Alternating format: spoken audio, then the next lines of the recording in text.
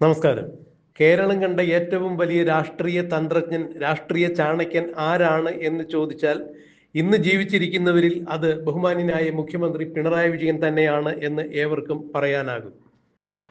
പാർട്ടിയെയും ഭരണത്തെയും തന്റെ കൈപ്പിടിയിലോ കാൽക്കീഴിലോ ഒതുക്കിക്കൊണ്ട് പിണറായി വിജയൻ എന്ന നേതാവ് നടത്തുന്ന ഒരു ജൈത്രയാത്ര തന്നെയാണ് നാം കണ്ടുകൊണ്ടിരിക്കുന്നത്. എന്നാൽ പിണറായി യുഗത്തിന്റെ അന്ത്യം കുറിക്കും 2026 നിയമസഭാ തെരഞ്ഞെടുപ്പ് എന്നാണ് രാഷ്ട്രീയ നിരീക്ഷകർ ചൂണ്ടിക്കാണിക്കുന്നത്.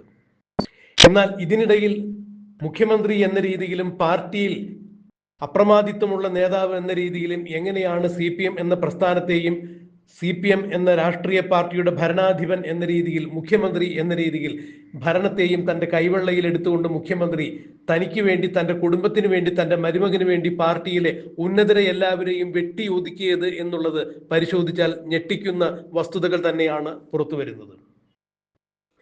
മുഖ്യമന്ത്രിയുടെ സ്വന്തം തട്ടകമായ കണ്ണൂരിലെ ജയരാജത്രയങ്ങൾ എന്നറിയപ്പെടുന്ന MP Jayarajan, P Jayarajan, EP Jayarajan എന്നിങ്ങനെയുള്ള CPMന്റെ തലമുതിർന്ന നേതാക്കളെ പിണറായി വിജയൻ 2026 നിയമസഭാ തെരഞ്ഞെടുപ്പിന്റെ 7 അയൽവക്കത്ത് പോലും അടുപ്പിക്കാതെ വെട്ടിയൊതുക്കി മാറ്റി നിർത്തിയ കാഴ്ചയാണ് കാണാൻ കഴിയുന്നത്.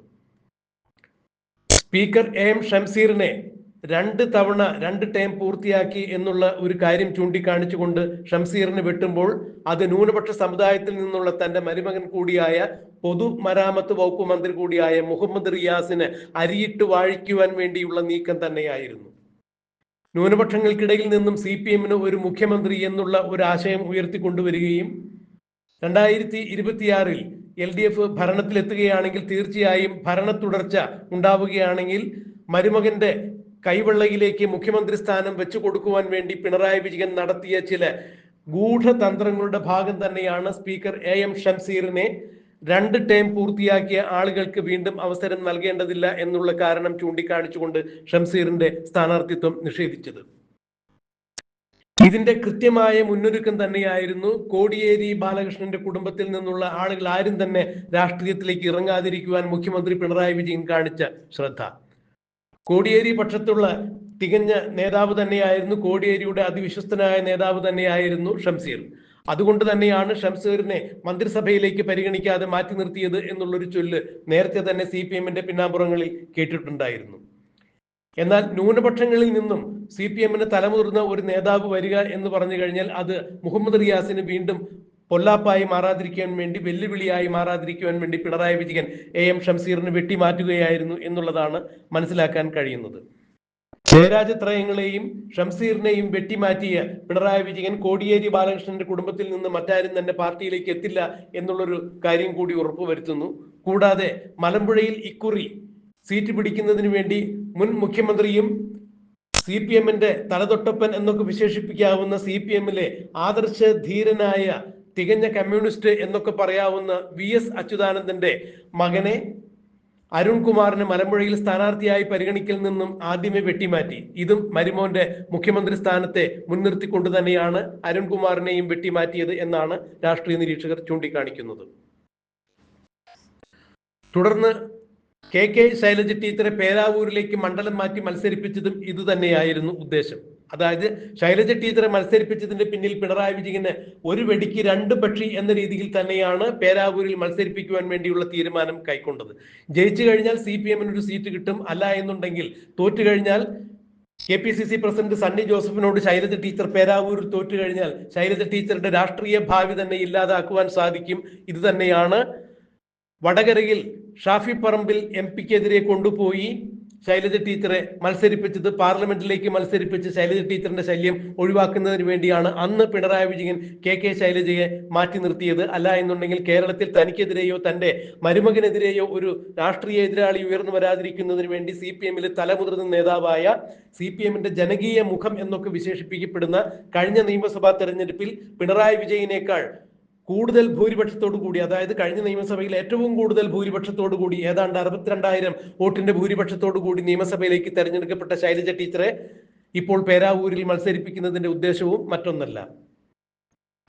ഇങ്ങനെ തനിക്കെതിരെ വരാവുന്ന അല്ലെങ്കിൽ തന്റെ മരുമകന്റെ മുഖ്യമന്ത്രി സ്ഥാനത്തിനെതിരെ വരാവുന്ന ആളുകളെ എല്ലാവരെയും മുഖ്യമന്ത്രി പിണറായി വിജയൻ തികഞ്ഞ രാഷ്ട്രീയ തന്ത്രജ്ഞതയോടുകൂടി, ചാണക്യ തന്ത്രജ്ഞതയോടുകൂടി വെട്ടിമാറ്റി നിർത്തുമ്പോൾ തനിക്ക് ശേഷം തന്റെ മരുമകനെ മുഖ്യമന്ത്രി സ്ഥാനത്ത് അരിയിട്ട് വാഴിക്കുവാൻ വേണ്ടി മുഖ്യമന്ത്രി പിണറായി വിജയൻ നടത്തുന്ന നിഗൂഢ നീക്കങ്ങളാണ് ഇത് എന്നുള്ളതാണ് മനസ്സിലാക്കാൻ കഴിയുന്നത്. ഇതിനെതിരെ തന്നെ CPM-നകത്ത് ഇപ്പോൾ തന്നെ പടലപ്പിണക്കങ്ങൾ, അന്തഃഛിദ്രങ്ങൾ ഉണ്ടായിരിക്കുന്നു എന്ന് തന്നെയാണ് മനസ്സിലാക്കാൻ കഴിയുന്നത്.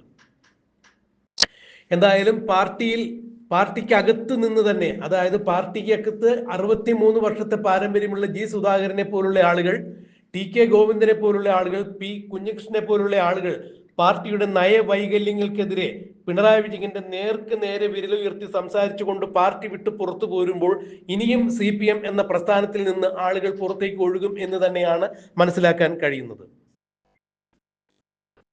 MP നികേഷ് കുമാറിനെ അവസാന നിമിഷം സീറ്റ് നിഷേധിച്ചുകൊണ്ട് മാറ്റി നിർത്തുകയും തന്റെ പൊളിറ്റിക്കൽ സെക്രട്ടറി ആയിരുന്ന P. ശശിയെ അവസാന നിമിഷം സീറ്റ് നിഷേധിച്ചുകൊണ്ട് മാറ്റി നിർത്തുകയും എല്ലാം ചെയ്തത് മരുമകന് വേണ്ടി തന്നെയാണ് എന്നുള്ള അഭ്യൂഹങ്ങൾ തന്നെയാണ് ഉയർന്നു വരുന്നത്. ഇതിൽ ഏറെ നീരസം ഇവരുടെ ഭാഗത്തു നിന്നും ഉണ്ടായിട്ടുണ്ട് എന്നാണ് മനസ്സിലാക്കാൻ കഴിയുന്നത്. ഫലത്തിൽ തനിക്കൊപ്പം നിന്ന എല്ലാ ആളുകളെയും, അല്ലെങ്കിൽ തനിക്ക് തന്റെ മരുമകനോ ഭീഷണിയാകും എന്ന് കണ്ടറിഞ്ഞ എല്ലാ നേതാക്കന്മാരെയും പിണറായി വിജയൻ വെട്ടിയൊതുക്കി മാറ്റി നിർത്തിയിരിക്കുന്നു. MP ഗോവിന്ദന്റെ ഭാഗത്തു നിന്നും ഏതെങ്കിലും തരത്തിലുള്ള അസ്വാരസ്യങ്ങൾ ഇല്ലാതിരിക്കുന്നതിന് വേണ്ടി MP ഗോവിന്ദന്റെ ഭാര്യ ശ്യാമളയെ തളിപ്പറമ്പിൽ സ്ഥാനാർത്ഥിത്വം നൽകി. അതുപോലെ വിജയരാഘവന്റെ ഭാര്യ R. ബിന്ദുവിനും സ്ഥാനാർത്ഥിത്വം നൽകിയിരിക്കുന്നു. ഇവരുടെ വായടപ്പിക്കുവാൻ വേണ്ടിയാണ് പിണറായി ഇങ്ങനെ ചെയ്തത് എന്ന് പറയുമ്പോൾ P. ശശിയെ പോലുള്ള, MP ജയരാജനെ പോലുള്ള, P. ജയരാജനെ പോലുള്ള, EP ജയരാജനെ പോലുള്ള ആളുകളെ നിഷ്കരണം വെട്ടിമാറ്റി നിർത്തുന്ന കാഴ്ചയാണ് കാണാൻ കഴിയുന്നത്. KK ശൈലജയെ പേരാവൂരിൽ കുരുതി കൊടുക്കുന്നതിന് തുല്യമായി തന്നെയാണ് മത്സരിപ്പിക്കുന്നത് എന്ന് CPM-നകത്തു നിന്ന് തന്നെ ഇപ്പോൾ ഒരു പിന്നാമ്പുറ വർത്തമാനങ്ങൾ ഉണ്ടായിരിക്കുന്നു. വളരെ നിഗൂഢ തന്ത്രം പിണറായി രൂപപ്പെടുത്തിയിരിക്കുന്നു. ചാണക്യതന്ത്രത്തിന്റെ അടിസ്ഥാനത്തിൽ തന്നെയാണ് ഇതെല്ലാം പിണറായി പ്രാവർത്തികമാക്കുന്നത്. തന്റെ മരുമകനെ മുഖ്യമന്ത്രിയാക്കുന്നതിന് വേണ്ടി കോഴിക്കോട് നിന്നുള്ള പ്രതിനിധിയായ A. പ്രദീപ് കുമാറിന് തന്നെയാണ് ചുമതല ഏൽപ്പിച്ചിരിക്കുന്നത് എന്ന് പറയുമ്പോൾ ഒരു കാരണവശാലും മരുമകന്റെ മുഖ്യമന്ത്രി സ്ഥാനത്തേക്കോ അല്ലെങ്കിൽ മരുമകന്റെ CPM-ലെ അപ്രമാദിത്വമുള്ള രാഷ്ട്രീയ ഭാവിക്കോ യാതൊരു തരത്തിലും കോട്ടം തട്ടാൻ പാടില്ല എന്ന് കണക്കാക്കി തന്നെയാണ് പിണറായി വിജയൻ ഇത്തരത്തിൽ രാഷ്ട്രീയ തന്ത്രജ്ഞത ഉപയോഗിച്ചുകൊണ്ട്, ചാണക്യ തന്ത്രജ്ഞത ഉപയോഗിച്ചുകൊണ്ട് തന്റെയും തന്റെ മരുമകന്റെയും വാഴ്ച ഉറപ്പാക്കുന്നതിന് വേണ്ടി ഇത്തരം ചില നീക്കങ്ങൾ നടത്തിയിരിക്കുന്നത് എന്നാണ് രാഷ്ട്രീയ നിരീക്ഷകർ ചൂണ്ടിക്കാണിച്ചിരിക്കുന്നത്. എന്തായാലും ഇതിന് കനത്ത തിരിച്ചടി തന്നെ ഉണ്ടാകും എന്നുള്ളതാണ് ഇപ്പോൾ പുറത്തു വരുന്ന വാർത്തകൾ. അമ്പലപ്പുഴയിൽ G. സുധാകരൻ പാർട്ടി വിട്ടുപോയതുപോലെ, അല്ലെങ്കിൽ TK ഗോവിന്ദൻ കണ്ണൂരിൽ പാർട്ടി വിട്ടുപോയതുപോലെ ഇനിയും നിരവധി തലമുതിർന്ന നേതാക്കൾ CPM-നകത്ത് നിന്ന് പിണറായി വിജയന്റെ നയവൈകല്യങ്ങളോട് പ്രതിഷേധിച്ചുകൊണ്ട് പാർട്ടി വിട്ടുപോകാൻ സാധ്യതയുണ്ട് എന്ന് തന്നെയുള്ള വാർത്തകളാണ് പുറത്തു വന്നുകൊണ്ടിരിക്കുന്നത്. എന്തായാലും 2026-ലെ നിയമസഭാ തെരഞ്ഞെടുപ്പിന്റെ ഫലപ്രഖ്യാപനം വരുമ്പോൾ തീർച്ചയായും പിണറായി വിജയൻ രാഷ്ട്രീയ വനവാസത്തിന് പോകേണ്ടതായി വരും എന്ന് രാഷ്ട്രീയ നിരീക്ഷകർ ചൂണ്ടിക്കാണിക്കുന്നു. എന്തായാലും CPM-നകത്ത് തന്നെ പിണറായി വിജയന് എതിരെ ഒരു പടയൊരുക്കം ഉണ്ടായിരിക്കുന്നു. ഈ പടയൊരുക്കം നേരിട്ട് മുന്നിൽ കണ്ടുകൊണ്ട് തന്നെയാണ് Pinarayi Vijayan P. ശശിയെയും MP Nikesh കുമാറിനെയും P. ജയരാജനെയും EP ജയരാജനെയും MP ജയരാജനെയും KK ശൈലജയെയും ഉൾപ്പെടെയുള്ള തലമുതിർന്ന നേതാക്കളെയെല്ലാം വെട്ടിയൊതുക്കി മാറ്റി നിർത്തിയിരിക്കുന്നത്. സ്പീക്കർ ഷംസീറിനെ വെട്ടിമാറ്റി നിർത്തിയതെല്ലാം തന്റെ മരുമകനെ മുഖ്യമന്ത്രി സ്ഥാനാർത്ഥിയാക്കി നിർത്തി മുഖ്യമന്ത്രി പദത്തിൽ മരുമകനെ വാഴിക്കുന്നതിന് വേണ്ടിയാണ് എന്ന് തന്നെയാണ് ഇപ്പോൾ പുറത്തു വരുന്ന വാർത്തകൾ. എന്താണ് ഇക്കാര്യത്തിൽ ഇനിയും സംഭവിക്കുക? മുഖ്യമന്ത്രി തന്റെ മരുമകനെ അരിയിട്ട് വാഴിച്ച് മുഹമ്മദ് റിയാസിനെ കേരളത്തിന്റെ മുഖ്യമന്ത്രിയായി അവരോധിക്കുമോ? LDF-ന് തുടർ ഭരണം കിട്ടുമോ എന്നുള്ളതെല്ലാം കണ്ടറിയണം. CPM-ൽ ഉണ്ടായിരിക്കുന്ന അന്തഃഛിദ്രങ്ങൾ, പടലപ്പിണക്കങ്ങൾ മറനീക്കി പുറത്തു വരുമോ? CPM-ൽ ധ്രുവീകരണം ഉണ്ടാകുമോ എന്നുള്ളതെല്ലാം നമുക്ക് കണ്ടറിയാം, കാത്തിരിക്കാം.